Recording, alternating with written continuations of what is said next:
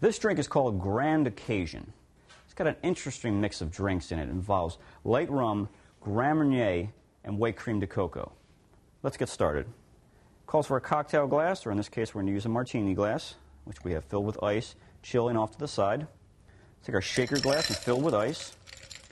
Now we're going to need 2 ounces of our light rum, and we'll use a jigger to help us pour this. Jigger is a little tool you can find at any restaurant supply store. If you have pour spouts, you can learn to free pour. If you don't have a pour spout, a jigger definitely comes in handy. And then we're going to use a ½ ounce of our other ingredients. Grand Marnier, which is an orange liqueur made with cognac. We'll use a ½ ounce pour for this. 1, 2. And then white creme de cocoa. Now there's dark creme de cocoa and there's white creme de cocoa. There is no difference other than the color. Now if you have dark creme de cocoa, feel free to use it, but it will change the color of your drink. 1, 2. Add a little bit of lime juice, like so. And let's get a good shake on here.